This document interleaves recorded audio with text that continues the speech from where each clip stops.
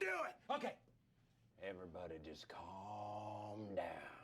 Count of three, we're all gonna put down our guns. I have crossbows. We'll put down our weaponry on the count of three. Okay. You ready? I'm ready. 1, 2, 3. Yeah!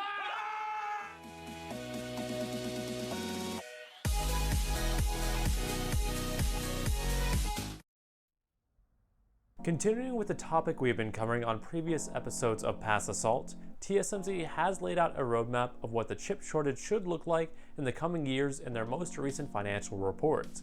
And from the expectations, we should be easing out of the dark times in about 2023. Hooray! In this briefing as well, TSMC did cover that while all their sites were running at over 100% utilization, not all of their clients' orders could be fulfilled. Expectations have this issue continuing throughout this year and well into the next. Fabs do take time to build after all. Good news is that TSMC does have cash to throw at this problem. Looking back at the previously mentioned financial report, TSMC had their year-over-year revenue go up over 25%, raking in a total of $12.92 billion US dollars. On top of that, first quarter earnings of this year show a total of $4.932 billion US dollars. Fat stacks. Just a small tidbit while we're looking at the report, TSMC's fabs are making much less 5nm chips for now. This can be contributed to Apple moving their chips to an in-house manufacturing process. Definitely quite a dent since smartphones make up 45% of TSMC's business. If you want to hear more about Apple's progress in said field, make sure to watch till the end, and subscribe while you're at it. It really does help a lot.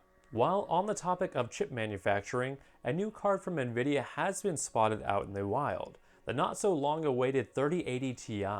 While it's not exactly clear what specs the new GPU will have, which barely anybody will get, there was one piece of confirmed, this use of 12GB of RAM. Not exactly the most flashy leak, but it does snuff out rumors of the 3080 Ti supporting 16 or even 20GB of RAM. Going over to videocards.com, they have some speculation of what the 3080 Ti may be packing. From top to bottom of the list, we may have 28.3 billion transistors, 80 GPU clusters, 10,240 FP32 cores, 80 RT accelerators, and 320 tensor cores and texture unit. If these specs become true, it would continue the trend of the given 80 Ti card brushing next to the reigning king, but keeping its distance. Odds are the 3080 Ti will be the usual 4 to 5% slower in comparison when pitted against the RTX 3090, but time will tell.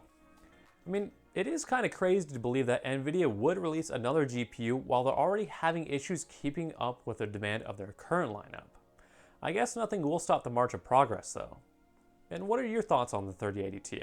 Let's have a discussion down in the comments below about the 3080 Ti, and I would love to hear what you have to say. And this is not the only piece of news which has come out of NVIDIA in the past week, but this time around, it's an official announcement. I know, kind of a change of pace compared to the stuff we recently covered.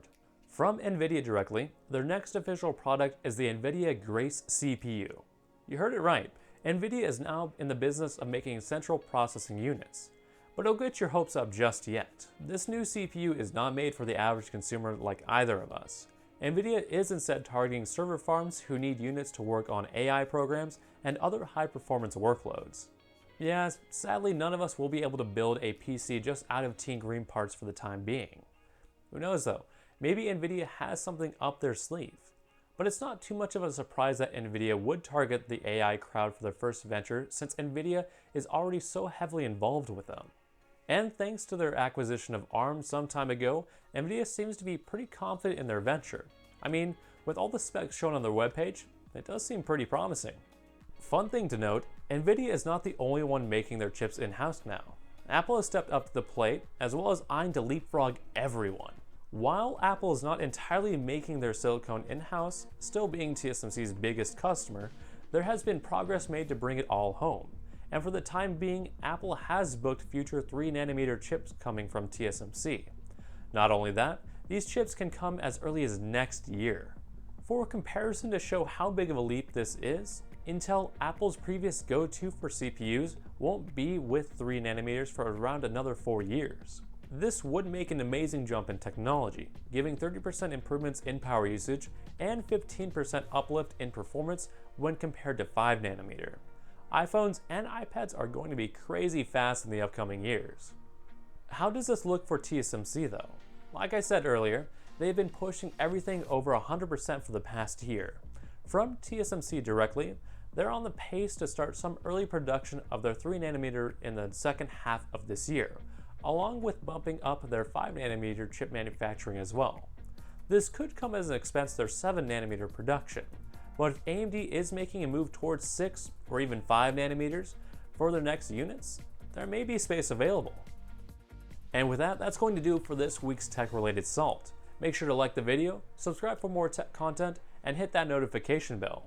Follow us on Twitter at tech_for_thought. And if video games are more your thing, check out our affiliate, cultureofgaming.com, for all the latest gaming news, reviews, and opinion pieces. See you next time.